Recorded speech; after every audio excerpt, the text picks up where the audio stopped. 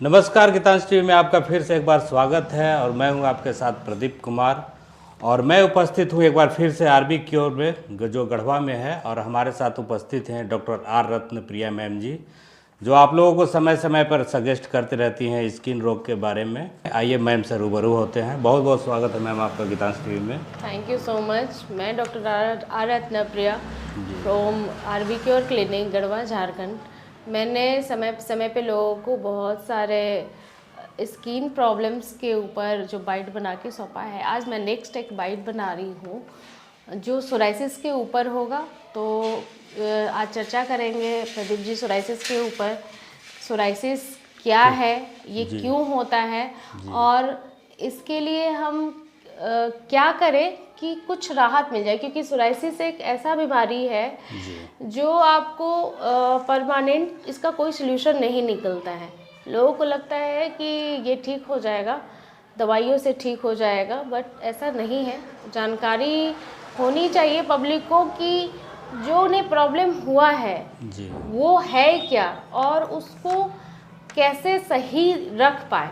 तो सोराइसिस पे जब हम चर्चा करेंगे तो सबसे पहले मैं आपको बताऊंगी कि ये दिखता कैसा है, क्योंकि किन्हीं लोगों को पता नहीं होता है कि हुआ क्या है। जैसे हम सोराइसिस की बात करें तो बहुत लोगों को नहीं पता है कि सोराइसिस क्या है। जिन लोगों को हुआ हो भी रखा उन लोगों को भी नहीं पता होता है सोराइसिस दिखता कैसा है और वो मतलब उसका इसका सिम्टम क्या होता है। पहले मैं उस पर चर्चा करूंगी। आपकी बॉडी पे फंगल जैसा ही दिखता है वो, जैसे आपको दाद होता है तो दाद का ही एक दूसरे रूप में आता है सोराइसिस। कभी कभी आप देखेंगे थोड़ी थोड़ी से फुंसियाँ जैसे होती हैं ना बॉडी के ऊपर, वैसे निकलता है और वो फैलता है, स्किन पे फैलता है और उसमें इचिंग काफ़ी होता है। तो डॉक्टर सजेस्ट करते हैं, जो ऑइंटमेंट्स वगैरह सजेस्ट करते हैं, डर्मा में जो आप लोगों को सजेस्ट किए जाते हैं, उसके रिगार्डिंग जो एंटीबायोटिक आपको प्रोवाइड कराए जाते हैं, उससे कुछ दिन के लिए इन चीज़ों में निजात मिल जाता है। लेकिन इसका प्रॉब्लम मतलब कहाँ से हम लोग रूट कॉज पे जब हम बात करेंगे, क्योंकि जानना ज़रूरी है। जो सोराइसिस है, सोराइसिस एक ऐसी बीमारी है जो हमारे इम्यून सिस्टम को फोकस्ड कराता है। आपके इम्यून सिस्टम को फोकस्ड कराता है कि वो आपके बॉडी में कितना काम कर रहा है ना। ये एक ऑटो इम्यून डिसऑर्डर है। ऑटो इम्यून डिसऑर्डर मतलब कि आपका जो इम्यून सेल्स है आपको प्रोटेक्शन की जगह आपके ऊपर ही हमला करता है। तो सोराइसिस आपको बॉडी में ये दिखाता है कि आपका इम्यून सिस्टम जो है वीक पड़ रहा है, आप उस पर फोकस करें। तो सोराइसिस जब जिन लोगों को हो रखा है वो परेशान है, इलाज करा के ठीक हो जाएगा, आज यहाँ कल वहाँ परसों वहाँ, बट ठीक होता नहीं है ये। इस पे मतलब इसका परमानेंट इलाज नहीं है क्योंकि हम लोगों ने मतलब जब से इस चीज़ को ट्रीट करने का सोचा है, जितना 75% समथिंग हमें अभी तक रिजल्ट इसका दिखा है, क्योंकि हम सिर्फ दवाइयों की बात नहीं करते हैं। हम लोग डेली आपके रूटीन्स के ऊपर भी चर्चा करते हैं, उस पर भी हम लोग काफ़ी कुछ बात करते हैं, ताकि जो आपका रूट कॉज है वो पकड़ में आ जाए और उस पर काम हो। तो काफ़ी कुछ राहत मिल पाया है सोराइसिस के ऊपर, जो कि मुझे पब्लिक में शेयर करना आज ज़रूरी लगा। तो मैं आज उसी के ऊपर चर्चा कर रही हूँ। तो जिन लोगों को भी इस टाइप के लक्षण हैं, जैसे आपको लगता है कि कुछ ऐसा स्किन में प्रॉब्लम हो रहा है जो ठीक नहीं हो रहा है, दवाइयाँ लेने के बाद भी ठीक नहीं हो रहा है, तो आप डर्मा में आके सबसे पहले ये जानकारी लें कि आपको जो प्रॉब्लम हो रखा है स्किन के ऊपर वो है क्या। यदि आपको सोराइसिस है, डॉक्टर ने आपको कहा, डर्मा में आपको बोला गया कि आपको सोराइसिस है, देन आप अलर्ट हो जाइए। उस मोड में आपको आना पड़ेगा कि आप अपने इम्यून सिस्टम के ऊपर काम कर पाएँ। आप अपने इम्यून सिस्टम को स्ट्रॉन्ग करेंगे तब जाके आपको धीरे धीरे लगेगा कि अब थोड़ा राहत हो रहा है। नहीं तो सिर्फ यदि आप सोचेंगे कि आप एंटीबायोटिक्स ले रहे हैं या सिर्फ दवाइयों के ऊपर कि नहीं हम यहाँ नहीं इलाज कराएंगे, हम बाहर जाएंगे, बाहर से इलाज कराएंगे, तो वैसा कुछ नहीं है कि कोई आपको वरदान में लाके दे देगा कि आप ले लो और स्वस्थ हो जाओ। वैसा कुछ नहीं है, सोराइसिस को लेके तो खासकर नहीं है। तो अलर्ट हो जाइए। पब्लिक को मैं इसी मोड में आने के लिए बोल रही हूँ कि आप अलर्ट हो और इम्यून सिस्टम को स्ट्रॉन्ग बनाने के ऊपर ध्यान दें। तो इस तरह की समस्या के लिए क्या राहत कैसे मिलेगा मैम, इसका क्या उपाय है? हम लोग जिस तरह के पेशेंट को फेस कर रहे हैं आजकल, जी जो सोराइसिस के पेशेंट हैं मोस्टली, क्योंकि बाकी चीज़ों में तो काफ़ी कुछ राहत मिल चुका है, 100% सबको बेनिफिट मिल रहा है, बट जो सोराइसिस के पेशेंट हैं उनको थोड़ा सा पेशेंस रखना होगा। और आप मुझे फॉलो करेंगे, जैसे आप मुझे फॉलो करेंगे आपको रिजल्ट दिखेगा। जैसे होता क्या है कि आपका इम्यून सिस्टम जो है, इम्यून सेल्स जो है आपके ऊपर अटैक, आपके जो नेचुरल जो सेल्स बनते हैं उसके ऊपर अटैक करते हैं। तो कुछ भी यदि स्किन के ऊपर प्रॉब्लम होता है, इवन आपको नॉर्मल सा फीवर भी आएगा ना, वो भी जल्दी ठीक नहीं हो पाता है। कोई भी बीमारी बॉडी के अंदर अकर होगा, कोई भी आपको डिजीज़ होगा, आपको लगेगा कि ठीक ही नहीं हो रहा है। उसका रीज़न एकमात्र यही होता है कि आपका इम्यून सिस्टम जो है वो वीक हो चुका है। तो आज हम बात करें कि इम्यून सिस्टम को आप कैसे स्ट्रॉन्ग करेंगे। सोराइसिस को तो हम कंट्रोल करेंगे ही करेंगे, उसके लिए तो डर्मेटिक जो भी हम लोग ट्रीटमेंट देते हैं वो तो देना ही है। साथ में हम लोग अपने इम्यून सिस्टम के ऊपर पूरी तरह से फोकस्ड करेंगे। तो ये किसी भी उम्र में किसी को भी हो सकता है या फिर हर क्या? उम्र में हो सकता है। जिनको कुछ तो आपको जेनेटिक भी वैसे पेशेंट होते हैं जिनको जिन में मिला हुआ है, जिनके पेरेंट्स ही उस टाइप के हैं, तो फिर उनके बच्चे भी उसी तरह से होंगे, उनका भी इम्यून सिस्टम वीक ही होगा। इसीलिए प्रेगनेंसी टाइम में भी हम लोगों को, जैसे कि कभी कभी होता क्या है कि जब हम वेबिनार कराते हैं या जब हम लोग बच्चों को कुछ सजेस्ट करते हैं, या हॉस्पिटल में भी कभी कभी वैसे मीटिंग होती है हम लोगों की, लाइक हम लोग बाकी डॉक्टर्स को भी कुछ उस तरह के एडवाइस प्रोवाइड कराते हैं कि लोगों को जागरूक करें, अवेयर करें, ताकि जो प्रेगनेंसी के टाइम में जो लेना है मदर को, ताकि बच्चे का इम्यून सिस्टम अच्छा हो। और उनके साथ यदि कोई प्रॉब्लम है, पास्ट में कुछ वैसा प्रॉब्लम रहा है सारे, तो उस पर भी वो उस टाइप से जागरूक होके उस टाइप की दवाइयाँ ले, उस टाइप का परहेज करे, उस टाइप का लाइफस्टाइल कैरी करें, ताकि आने वाला जिनका फ्यूचर है, उनका जो बच्चा है वो हेल्दी हो। तो उस तरह के वेबिनार होते रहते हैं और उस तरह के मीटिंग्स भी होते हैं। और मैं गायनी में भी बैठती हूँ, जब मैं रामगढ़ जाती हूँ तो कभी कभी मैं गायनी भी अटेंड करती हूँ। तो जो पेशेंट आते हैं, जो भी माएँ होती हैं, जो न्यूबॉर्न जिनके बच्चे होते हैं, उनको भी हम लोग काफ़ी कुछ सजेस्ट करते हैं इसके रिगार्डिंग। तो आज हम इसी चीज़ पे चर्चा करें कि हम अपने इम्यून सिस्टम को कैसे स्ट्रॉन्ग करेंगे, है ना। इम्यून सिस्टम यदि आपका ठीक रहेगा तो सोराइसिस भी में भी आपको बहुत जल्दी आराम मिलता है। आपके सेल्स जो है, देखते हैं हम लोग कि जो हम लोग मेडिसिन देते हैं उसमें ग्लूटाथायोन होता है। ग्लूटाथायोन क्या करता है, जो आपके सेल्स को स्ट्रॉन्ग बनाता है। सेल्स के अंदर ही ग्लूटाथायोन मिलता है, वो सेल्स को अंदर से मजबूत करता है ताकि बॉडी में ख़राब सेल्स ना बने, स्ट्रॉन्ग सेल्स बनेगा तो आपका इम्यून सिस्टम भी स्ट्रॉन्ग होगा। इसके लिए क्या उपाय है मैम, क्या करना चाहिए लोगों को? पहले तो सबसे पहले आप डर्मा सजेस्ट करते हैं, क्योंकि किसी डर्मा में आप जाके सजेशन लेते हो तो पहले आप श्योर हो जाओ कि आप जहाँ जा रहे हो वो आपको राहत वहाँ मिल जाएगा। यदि नहीं मिल रहा है, आप सबसे पहले तो हम RBCure आप लोगों के लिए 24 घंटा, है ना, कि आराम से आप कहीं जाने का नीड नहीं है, हर एक सुविधा दिया जा रहा है आपको। इवन हेल्थ के हर इशू पे हम लोग बात कर रहे हैं। पेशेंट आ रहे हैं, मैडम पूछा जाता है उनको कि और कोई बीमारियां हो रखी हैं। स्किन जो है ना वो शो करता है, आपके अंदर के ऑर्गन को दिखाता है कि आपका कितना हेल्दी है, अनहेल्दी है, ठीक है। तो हम लोग पेशेंट जब आते हैं तो हर एक पार्ट के ऊपर हम लोग बात करते हैं।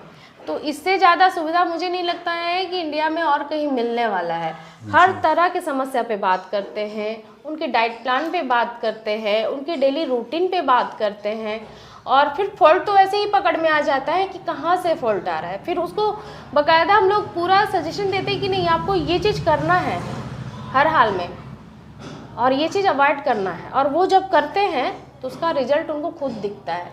इसीलिए RBCure 100% ट्रीटमेंट देने के लिए जाना जा रहा है। 1 साल में इसका जो रेपुटेशन बना है, इसका जो ट्रीटमेंट जा रहा है, जिस तरह का हम लोग रिजल्ट दे रहे हैं, ये कुछ तो हमारे पेशेंट जो हम पे फेथ करके हमें फॉलो कर रहे हैं, कुछ क्रेडिट उनका है, कुछ हमारा क्रेडिट है कि हम इतना मेहनत कर रहे हैं लोगों के पीछे, एक एक चीज पे जो चर्चा कर, क्योंकि पेशेंट को लगता है कि अरे जाएंगे डॉक्टर के पास, डॉक्टर रगड़ देगा और काम खत्म हो गया, बट वैसा नहीं है। पेशेंट को आने के बाद रियलाइज हो जाता है कि जब हम यहाँ आए हैं तो हमारा जो इलाज है वो हमेशा के लिए ठीक होने वाला इलाज हो रहा है और होता भी है। और तो यहाँ आकर तो बहुत लोग भी अपना इलाज भी करवाए और राहत भी मिला हम लोगों को। बहुत तो फेथ गढ़वा बन जिला रहा के है। लिए बहुत बड़ी बात है कि आरबी क्योर आपका स्थानीय मतलब यहाँ पे क्लिनिक है।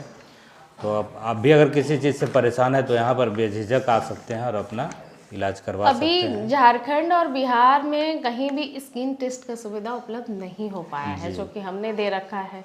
वो भी एक बड़ा पहल है हमारे तरफ से। और दूसरा है कि जो हम अभी जिस डिजीज़ के ऊपर बात कर रहे हैं, आपका इम्यून सिस्टम कैसे ग्रोथ होगा, पहले उसके बारे में जानिए।